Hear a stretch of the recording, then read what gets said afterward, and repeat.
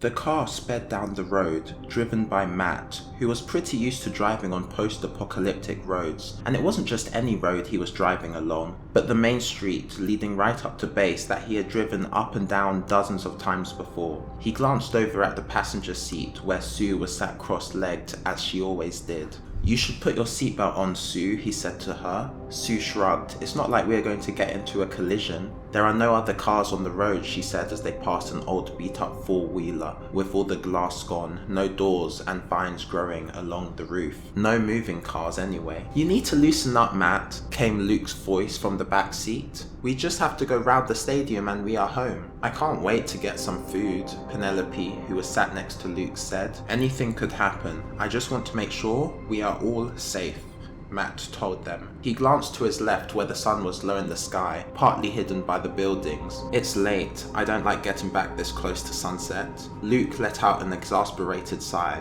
"Relax, dude. We have done this supply run 1,000,000 times." "It's better to be safe than sorry," Matt said before glancing back at Sue.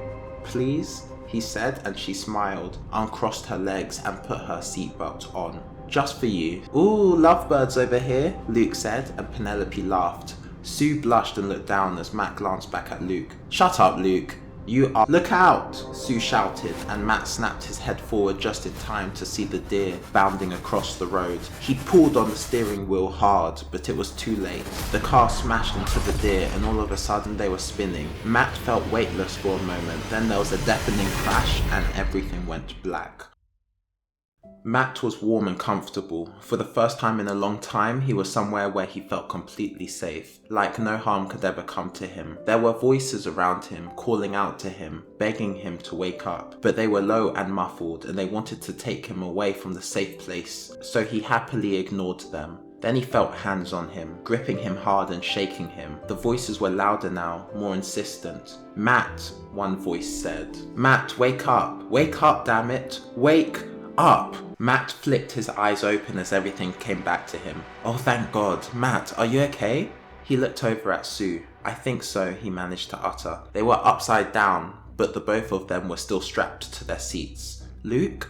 Penelope?" he called. "I'm alright, but Luke..." Penelope trailed off. Matt tried to turn, but the seatbelt was locked, stopping him from moving. "What is it? What's happened to Luke?" he asked. "He's unconscious, but he's breathing." "Okay, good. We just have to get out of here." He pulled a knife from his waistband. "Use your knives, cut the belts," he said before he went to work on his own. "Matt?" Sue said hesitantly. "What is it?" She pointed forward.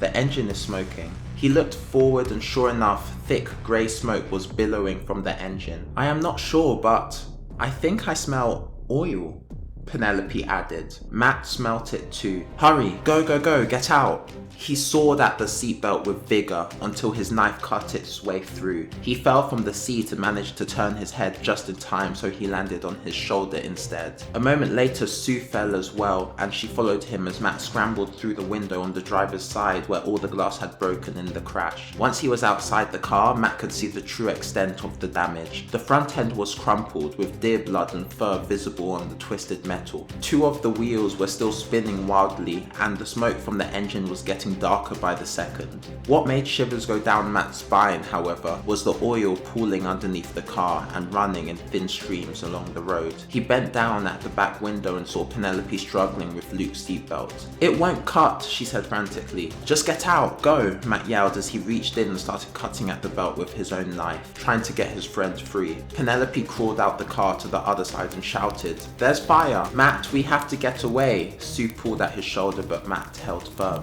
"No, I'm not leaving him," he said through gritted teeth. It was at that moment that Luke opened his eyes. He looked around confused first, then he focused in on Matt. The flames at the front of the car were clearly visible to all of them now, burning a bright orange. Luke's eyes widened. "What the..." Then the knife cut through the seatbelt and Matt yanked Luke through the broken window with all his might. They fell to the ground in a heap.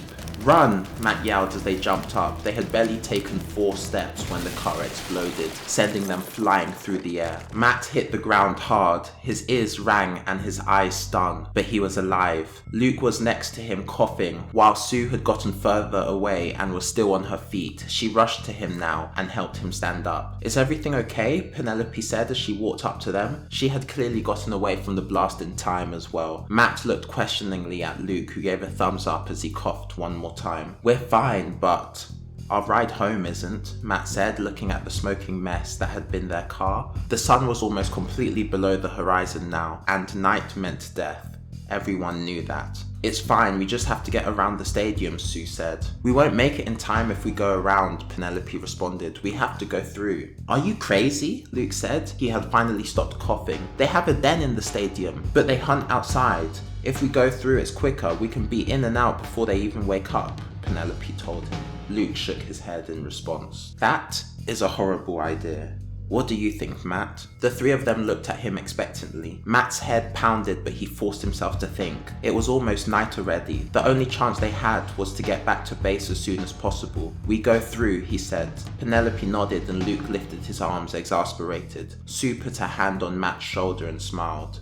"We'll make it," she said. Matt wished he could believe her.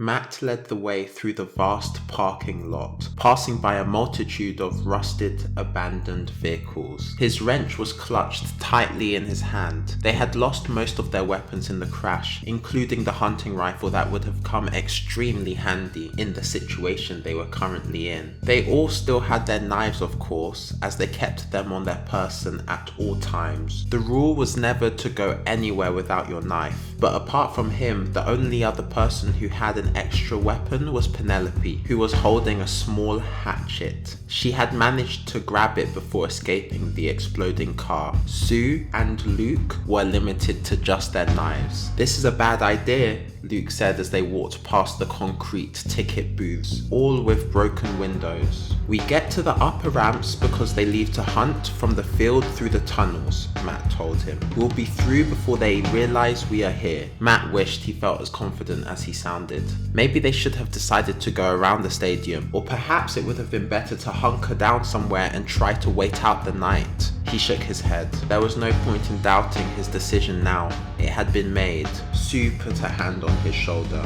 "It's alright, we'll make it." She always knew when he was anxious. He gave her a small smile. He didn't want her to worry any more than she likely was already. But they all knew the truth. No one had ever survived a night after dark within 3 miles of the stadium.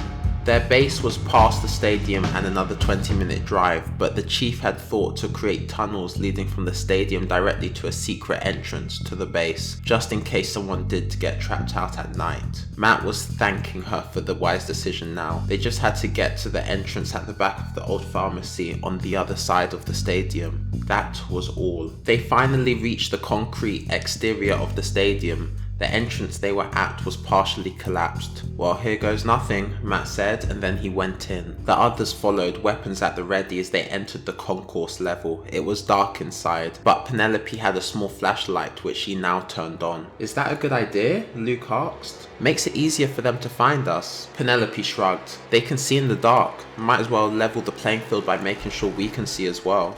"She's right," Matt said. "They hunt at night. If they find us, it won't be because of the light." Just then, they heard a howl. Shrill and piercing, cutting through the air as if the sound was solid. It made Matt's hair stand on end. "They're waking up," Sue whispered. "Hurry. "We go now," Matt said before he broke out into a run. With help from Penelope's light, Matt could see what had used to be a bustling area whenever there was a match on. His father used to take him at least twice a year when he was a child. He remembered the concession stands and the souvenir shops filled to the brim with merchandise. Now, dust and debris, and people's long-forgotten belongings were scattered all around the floor, and the shops had been destroyed. Glass on the floor, the display cases smashed, and a few with metal shutters half open, half closed. Matt guided the group to one of the entryways that led to the stands. If they could reach the upper ramps, stay out of the way of the pack, and stay low, using the seats as cover, they would be able to make it. But when he got to the entryway, it was blocked by collapsed concrete. "Damn," Matt muttered. To the next one. But when he turned to his right to continue running, he froze. Oh no, Sue whispered, as Penelope flashed her light forward to reveal the creature, low growls emanating from its throat. At base, they called them Vespids, though when they were first discovered, the official name had been Aranea canis. Matt had hoped that not even one would find them, as their hive mind allowed them to transmit information instantly to their entire pack. But here one was, glaring at them with its bright, blood-red eyes. It was twice the size of any wolf, with coal-black fur covering its muscular body. Matt's blood ran cold as the Vespid growled louder at them, opening its wide mouth to reveal 3 rows of serrated teeth in constant motion, rotating like biological saw blades. Matt knew a bite from that would shred your flesh to the bone in an instant. The Vespid eyed them, stepping forward as it did so with its front paw, while the 4 additional spider-like limbs from its chest tapped the ground rapidly. The Vespid's tail flicked behind it and the scorpion-like stinger at the end glinted in Penelope's light. What do we do? Luke asked in a small voice. We fight, Matt said. It was at that moment that the Vespids charged. The horrific creature bounded towards them, closing the distance in a second. Then it launched itself at the group. Scatter, Matt yelled, and they all broke off in different directions. Penelope dropped the flashlight, which sent it clattering along the ground, causing the white light to move in circles. Matt went to the left, then turned quickly, only to find the Vespid swiping at him with its paw. He jumped back just in time, the creature's claws only managing to tear his clothes. From behind, Sue charged, but the Vespid lashed at her with its tail. No, Matt shouted. If she got stung... But then Penelope, with a yell, cut down with her hatchet, slicing the end of the tail clean off. The beast roared as its stinger flew through the air and its fluorescent yellow blood spurted from its flailing tail. Then it kicked with its back paws and sent both Penelope and Sue stumbling to the ground. Watch the blood, Matt shouted. It burns. He charged and whacked the Vespid in the side with his wrench as Luke came from the other side, stabbing it with his knife. The beast twirled around and Matt felt its spidery appendages slicing him across the thigh. He grunted and dodged its paw strike as Luke stabbed it again. The Vespid's teeth rotated like a saw as it snapped at Luke, but Matt hit its tail again as hard as he could, going for where it was already wounded. It swiped at him again, this time connecting with his chest. Matt was sent flying back, hitting the wall and crumpling to the ground with a grunt. He gasped for air and looked up to see the Vespid coming right towards him, its jaw wide. Before it reached him, however, Sue came from the side, stabbing her knife into its neck and twisting. Matt took his chance, and despite the blood he could feel running down his left leg, he stood and thrusted the wrench into the Vespid's eye. Penelope and Luke both took the opportunity, with Penelope burying her hatchet in the beast's back while Luke plunged his knife into its side near its neck, then started to pull the knife down its body, slicing the creature open bit by bit. The Vespid roared and struggled and whipped Penelope in the face with its tail, sending yellow syrupy blood splashing across her face. Penelope screamed loud and shrill and fell to the ground, wiping frantically at the blood. That only caused it to get on her hands as well, and the smell of burning flesh filled the air. One of its chest limbs struck Luke. The tip opened a gash in his cheek, but he didn't let it faze him, continuing to cut the beast open with all his strength. Matt pulled his wrench back and smashed it directly in the Vespid's face, again and again and again, shouting as he did so. Then with a final moan, the Vespid collapsed, its body brutalized. Matt stepped back and let out a deep breath. He looked down and saw the skin had been sliced on his left thigh and it was bleeding heavily, though the pain was nothing more than a light sting, likely the adrenaline keeping him from feeling it. Penelope, Sue said as she bent down. Penelope had taken off her coat and used it to wipe off most of the blood now. Matt went to her and grimaced at what he saw. Across her face was a series of angry red patches, already showing raised, blistering welts. The skin around her right eye had swollen partially shut, the eyelid puffy and inflamed, while her left cheek and forehead had a spotted pattern of raw flesh. Her hands were just as bad. The outer layer of her palms had been partially dissolved, revealing the sore, reddened dermal layer beneath, and a slick, clear liquid was weeping from them, creating small bubbles of fluid under the patches of remaining skin. Matt knew that without proper cleaning, the traces of Vespid blood would keep burning through her. Penelope was groaning from the pain. Luke picked up the flashlight and cursed. "This was one," he said. "One of those damn things. There's a whole pack in there." As if in response, a chorus of howls erupted from deeper into the stadium. "They know we killed this one. We have to go now," Matt said. "Oh, great," Luke muttered. "Penelope, can you run?" Sue asked, and through a grimace, Penelope nodded. Matt took her hatchet from the ground and handed it to Sue before they helped her up. Penelope's legs buckled, but with the support from Matt and Sue, she slowly got her balance. I'm alright, she said. "I can do this." The howls came again, but not from within the stadium. They echoed off the walls. The rest of the Vespids were in the same section now. "Run," Matt yelled, and that's precisely what they did. Matt led the way through the deserted concourse area of the stadium. Sue and Luke were close behind while Penelope was struggling to keep up. She was still grunting from the pain of the burns she had received from the Vespid's blood spraying all over her. But when Matt glanced back, he saw her mouth set in a determined line. They didn't have the options to slow down for her. They had to run. There was no other choice. Further behind, he glimpsed the Vespids chasing them. There were 4 bounding across the cracked concrete ground, howling and growling. Their long, spindly, spider-like legs scraped along the ground, and their razor-sharp teeth, which lined their mouths in 3 separate rows, rotated like a saw.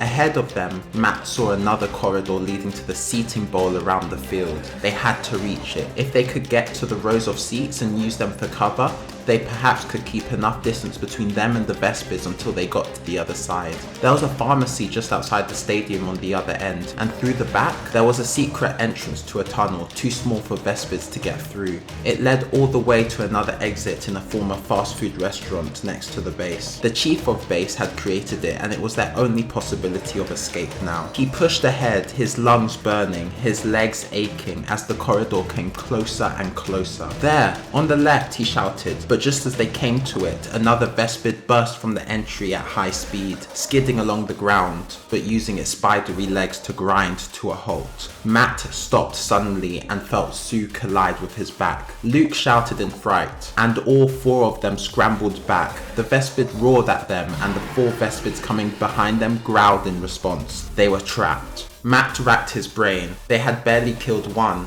5 at the same time gave them 0 chance of survival. "Look, a door," Sue said frantically as she pointed. The Vespid in front of them charged. The Vespids from the back launched, and the 4 survivors dashed to the side, bursting through the metal door that was fortunately still on its hinges. The Vespids crashed into each other, snapping their jaws and swiping with their paws. Penelope was last through, and she turned to slam the door shut. A Vespid crashed into it from the outside, sending her stumbling away from the door. Matt and Luke both launched themselves at the door as it swung open. A tail of a Vespid with a scorpion-like stinger on the end came in, shooting at them. Matt dodged to the side, got to the door and swung it closed with all his might onto the Vespid's tail. The creature let out a squeal as it withdrew its tail. With Luke by his side, Matt pushed the door shut with all the might he could muster. "There is another door," Sue called. Matt turned to look and saw she was down the corridor with the flashlight that Luke must have passed to her. It was about 20 meters down the hall, and she was holding it open. Penelope was already halfway there. Matt and Luke struggled to hold the door they were at as the Vespid smashed into it again and again. The beasts were strong,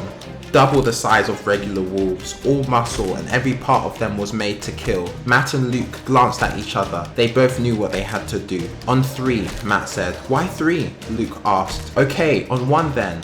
1! They simultaneously let go of the door and turned to run. The corridor was only wide enough for 1 Vespid at a time, and that's what saved them. For as soon as the door swung open, 3 of the Vespids tried to get in at once. The only parts of them that got close to Matt were the stingers of their tails. By the time 1 Vespid won the battle and was in the tunnel running them down, they were almost at the door that Sue and Penelope were waiting at. Come on, run! They shouted in encouragement as Matt got through the doorway, soon followed by Luke. Sue slammed the door closed just in time as the Vespid crashed into it head first, making a dent in the center. Matt looked around quickly. They seemed to be in a locker room. There were broken lockers, turned over benches, and long forgotten pieces of clothing and water bottles. Block the door with the benches, he said quickly. He grabbed a bench and slid it in front of the door as Sue, who had been holding it, stepped back. Luke and Penelope came with a bench next, then Sue and Matt with another. They continued until all the benches were secured next to the door. The whole time the Vespid on the other side was snarling and pushing against it. Only after the last bench was put in front did the door stop moving as much. They all stepped back, breathing heavily.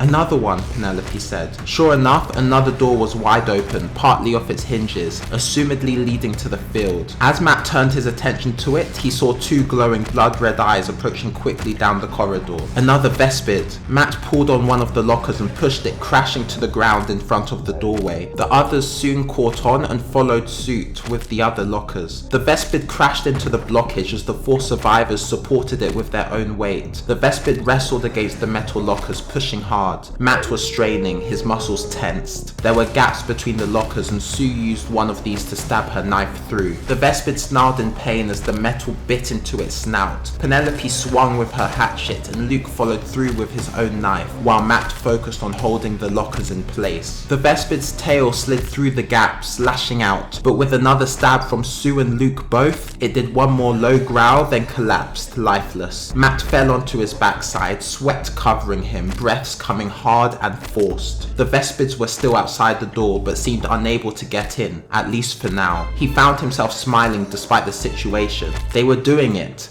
They were surviving. Guys?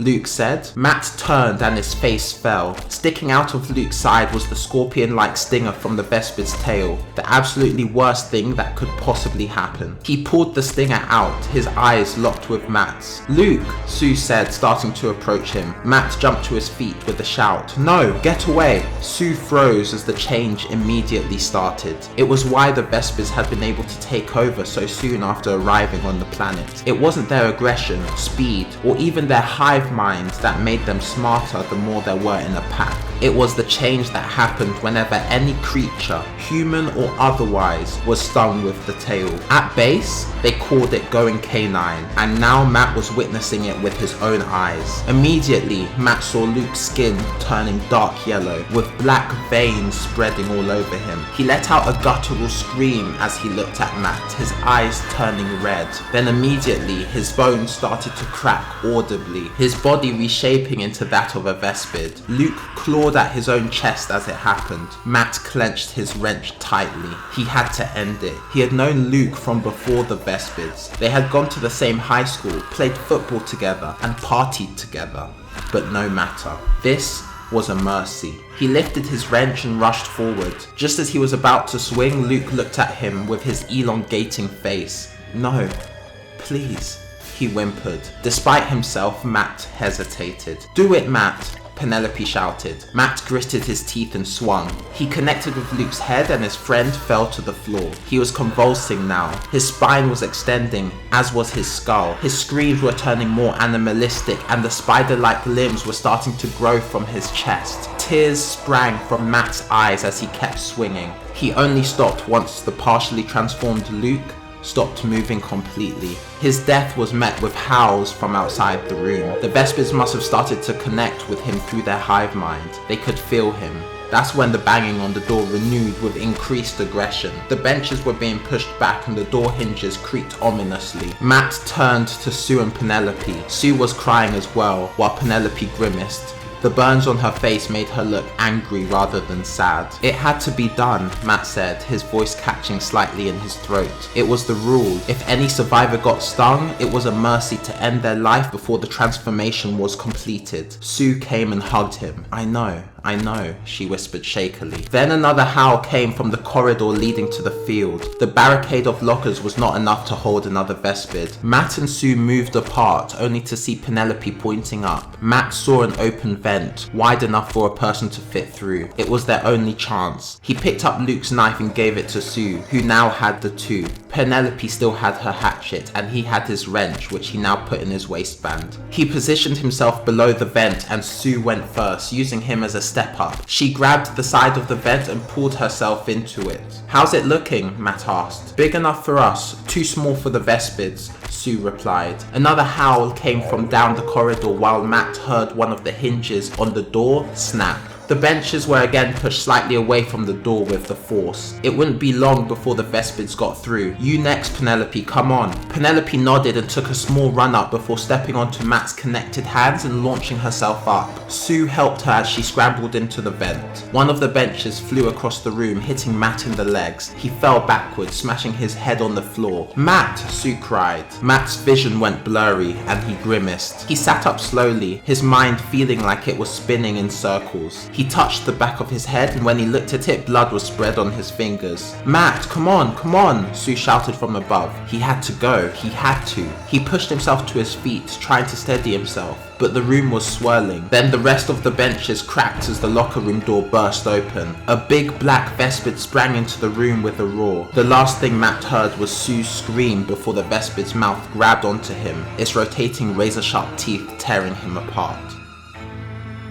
Sue screamed. Tears were streaming from her wide eyes as she watched from the vent opening as Matt was torn apart by the Vespids in the locker room. Their teeth, which rotated like biological saw blades, ripped him to shreds as they used their spider-like legs that protruded from their chest to tear bits off him. Her body was stiff with shock. They had lost Luke and Matt in the space of a few minutes. Luke's body was still on the ground where it had been since Matt had ended his life. His body was twisted and discolored, showing the signs of the partial transformation he had been going through. Turning into a Vespid after being stung by the venomous stinger on their tail. The horrific sight so engrossed her that she didn't see the tail lashing out towards her. "Watch it!" Penelope shouted from behind Sue in the vent, and then Sue felt a hand pulling her back just in time. The stinger hit the top of the vent, and from below a Vespid snarled horrifically, the sound mixing with the gruesome noise coming from the other Vespids feasting on the bodies. Sue and Penelope watched as the tail that had come for them turned so that its sharp point, slick with yellow venom, was pointed straight at them. "Go!"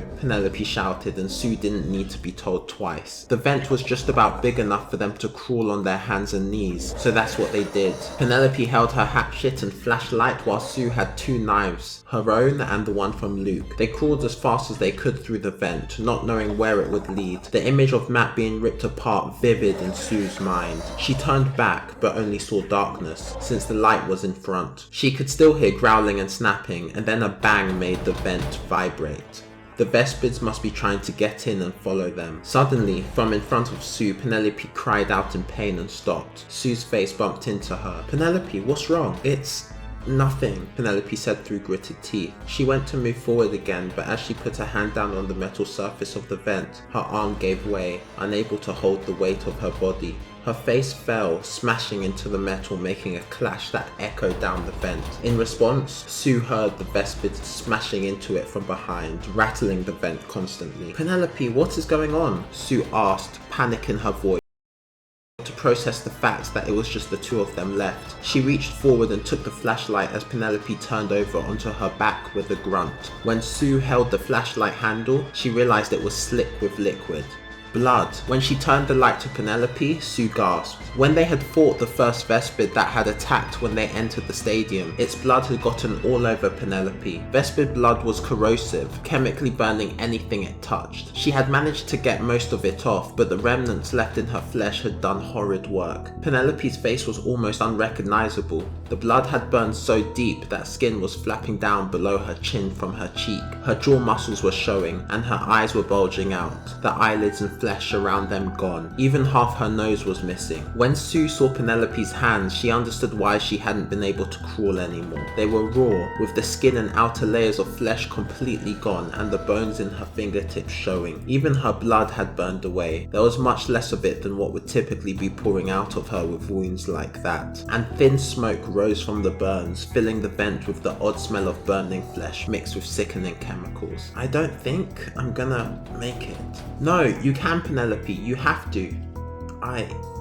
can't move. Sue started to rack her brain. She had lost Luke, she had lost Matt, she couldn't lose Penelope as well. She wouldn't allow it to happen. She shrugged off her jacket. It wasn't ideal, but all the medical supplies they had brought with them on the supply run had been destroyed in the car explosion. To think that all this had originated from a supply run that they had done so many times before. If Sue hadn't just watched 2 of her friends die and was currently trying to save a 3rd, she might have found it ironic. "I'm sorry about this," she hissed to Penelope before Sue pressed her jacket to Penelope's face. Penelope screamed in pain so loudly that the Vespids around the stadium howled when they heard it. They were there.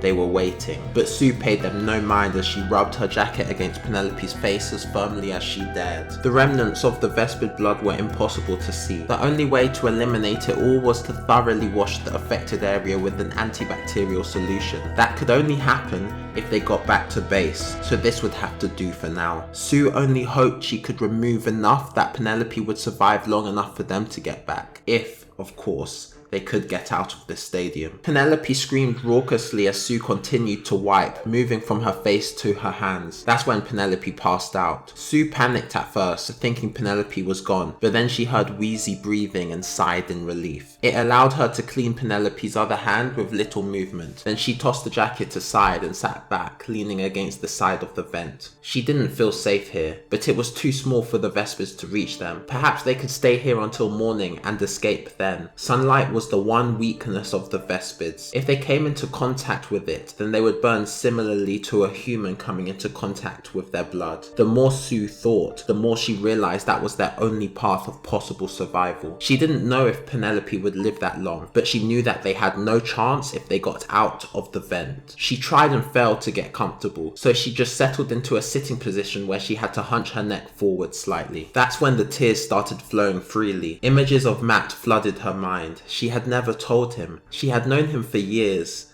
She had loved him. And yet, she had never told him. Now, he would never know. And Luke. His little sister was at base. Sue couldn't imagine having to tell the little girl her brother had gone K9 and then been killed by his best friend. There was a banging that made Sue jump. Not from the Vespers trying to get in, like what had been happening. From closer. Something was inside the vents with them. "Penelope!" Sue hissed as she started to shake her friend. Penelope groaned as she slowly woke up. "What?" she said groggily, seemingly confused. "Something is in here with us." "What?" Penelope shot up and went to grab the flashlight, but immediately recoiled in pain when her tender hand touched the metal. Sue took it instead and shone it down the vent behind them. At first, she saw nothing. The banging got louder and louder. Then she heard growling. Softer, but just as animalistic as the Vespids. It came into view. Its red eyes first, then its spidery legs, then its whole body. About the size of a medium-sized dog, but unmistakable. It was a Vespid pup, rushing towards them, its one row of teeth rotating instead of the 3 of the adults. Sue swore and bounded past Penelope before grabbing her friend's wrist. She started dragging Penelope along the vent. They had to escape. Sue was strong. She was a survivor of the Vespid apocalypse after all. But dragging Penelope in a small vent limited how quickly she could go. The Vespid was gaining on them fast. Its growling intensified as it smelled their blood, and its red eyes shone with hunger. "Sue, leave me," Penelope croaked. "I won't," Sue said desperately. "Stop. Stop." Penelope pulled her arm from Sue's grip. "No, Penelope, come on," Sue said, but as she turned and locked eyes with Penelope, she saw that her face was close to being gone. Her teeth were melting, and then, as she watched, Penelope's tongue started to smoke. "It's okay," Penelope tried to utter before speech was lost to her entirely. Then she closed her eyes and lay down. Sue looked up at the Vespid pup charging towards them, looked down at Penelope, who seemed at peace, and then she turned and crawled as fast as she could. When the Vespid reached Penelope, there was no scream. Sue only knew it had happened from the sounds of tearing flesh behind her. Sue didn't look back. She kept on going. Luke was gone, Matt was gone, now Penelope was gone. She was the last one left, the only one who knew what had happened here. She had to survive. For them. Up ahead, she saw a little light. It seemed the Vespid had passed Penelope, only being momentarily distracted by her, and was now chasing Sue again. She pushed hard, her knees getting bruised. Then she reached the end of the vent, which had no cover, and popped her head out. She found herself between but without wasting time, stood up and looked around. She was in the seating bowl of the stadium, halfway up. Above her, the night sky shone bright from the moon and multiple stars. A roar came from higher in the stadium, and she looked to see a Vespid bounding down the rows of seats towards her. Another roar came from the side, and sure enough, 2 more Vespids were charging in her direction. Then just as the Vespid pup reached the end of the vent, Sue jumped over the back of the seats in front of her and made a beeline for the field. At the other end was an exit tunnel that led right to the pharmacy. At the back of the pharmacy was a passage built by the survivors that led straight to base. One final stretch, and then she would be free. She jumped over the last row of seats, then the small fence at the bottom of the field. She took one deep breath,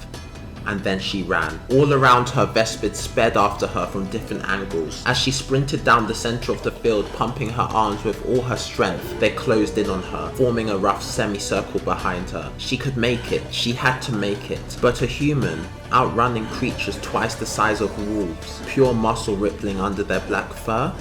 No. She couldn't outrun them. She barely got halfway across the field before the first Vespid caught up to her. It launched itself at her. Sue jumped to the side and succeeded in dodging its teeth, but not its claws. They ripped through her arm and simultaneously knocked her to the ground. Blood spurted out of the wounds. Sue screamed and with her good hand flashed her knife around, crawling back along the dirt pitch as the Vespids circled her. It was almost as if they were wondering what to do with her. Then one of the tails lashed out and the scorpion-like stinger punctured her chest. So just like that, it was over. The change began as a sudden, intense pain where the stinger had hit her. It seared through her like a bolt of electricity, burning her from the inside. She rolled on the ground and screamed and spat and crunched her mouth so hard that her teeth fell out, being replaced with 3 sets of sharper ones that rotated like biological saw blades in her ever-extending snout. From her chest burst 4 spider-like limbs, and that's when she felt it, the connection. She could feel their presence in her mind getting stronger and stronger. They were excited, she knew that, but it wasn't words that she could hear. She tried to focus on herself, on who she was. Her name was Sue. She had just lost her friends to these creatures, Penelope, Luke, Matt. But then she found herself snapping her jaws. Her vision became sharper, and then she was on all 4s. She looked around at the Vespids in front of her, and only one word came to her mind. Family.